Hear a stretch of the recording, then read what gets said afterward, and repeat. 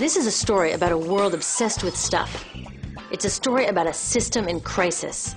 We're trashing the planet, we're trashing each other, and we're not even having fun. The good thing is that when we start to understand the system, we start to see lots of places to step in and turn these problems into solutions.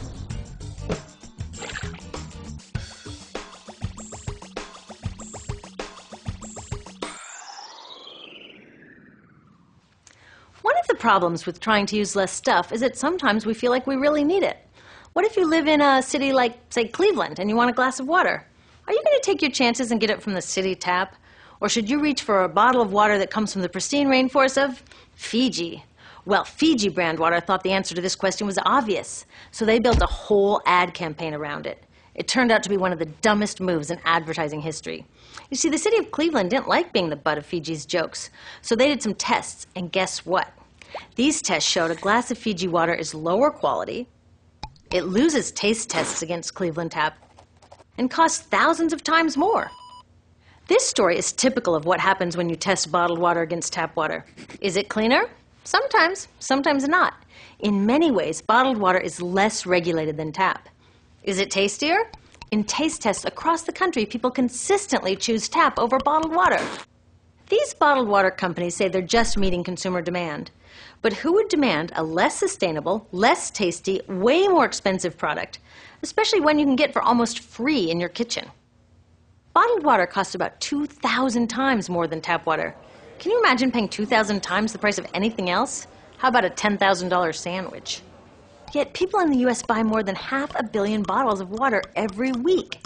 That is enough to circle the globe more than 5 times. How did this come to be? Well, it all goes back to how our materials economy works, and one of its key drivers, which is known as manufactured demand. If companies want to keep growing, they have to keep selling more and more stuff. In the 1970s, giant soft drink companies got worried as they saw their growth projections starting to level off. There's only so much soda a person can drink. Plus, it wouldn't be long before people began realizing soda is not that healthy and turned back to, gasp, drinking tap water. Well, the companies found their next big idea in a silly designer product that most people laughed off as a passing yuppie fad. Water is free, people said back then. What will they sell us next? Air? So how do you get people to buy this fringe product? Simple. You manufacture demand. How do you do that? Well, imagine you're in charge of a bottled water company. Since people aren't lining up to trade their hard-earned money for your unnecessary product, you make them feel scared and insecure if they don't have it. And that's exactly what the bottled water industry did. One of their first marketing tactics was to scare people about tap water with ads like Fiji's Cleveland campaign. When we're done, one top water executive said, tap water will be relegated to showers and washing dishes. Next, you hide the reality of your product behind images of pure fantasy. Have you ever noticed how bottled water tries to seduce us with pictures of mountain streams and pristine nature? But guess where 1/3 of all bottled water in the U.S. actually comes from? The tap. Pepsi's Aquafina and Coke's Dasani are 2 of the many brands that are really filtered tap water.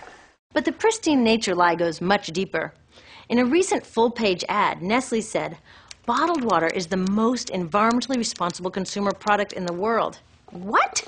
They are trashing the environment all along the product's life cycle. Exactly how is that environmentally responsible?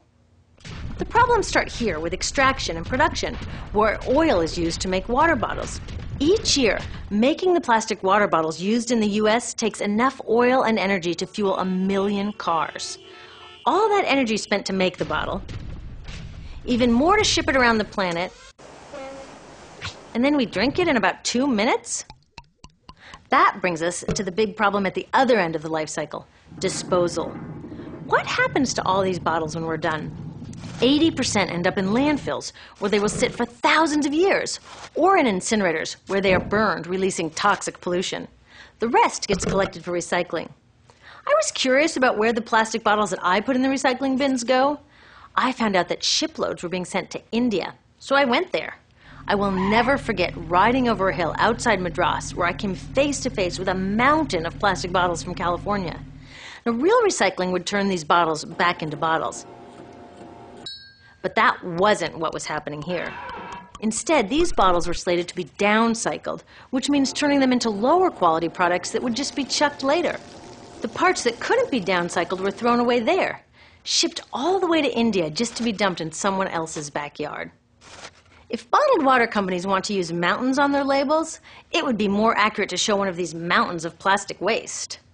Scaring us, seducing us, and misleading us. These strategies are all core parts of manufacturing demand. Once they've manufactured all this demand, creating a new multi-billion-dollar market, they defend it by beating out the competition.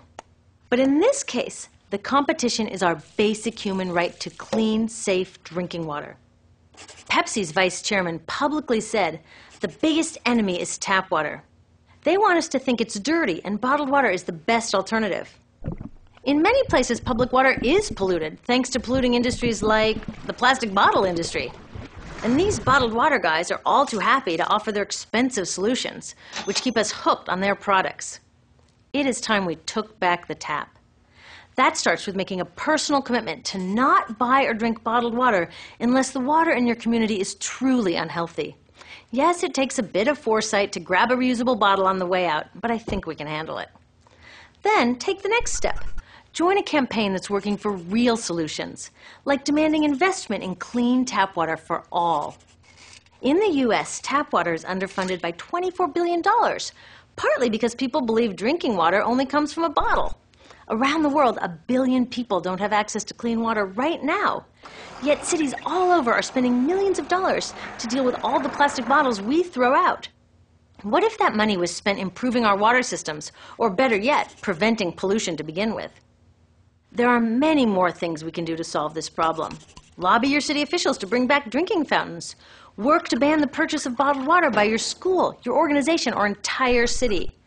This is a huge opportunity for millions of people to wake up and protect our wallets, our health, and the planet. The good news is it's already started. Bottled water sales have begun to drop while business is booming for safe, refillable water bottles. Yay! Restaurants are proudly serving tap, and people are choosing to pocket the hundreds or thousands of dollars they would otherwise be wasting on bottled water. Carrying bottled water is on its way to being as cool as smoking while pregnant. We know better now. The bottled water industry is getting worried because the jig is up. We are not buying into their manufactured demand anymore. We will choose our own demands, thank you very much, and we're demanding clean, safe water for all.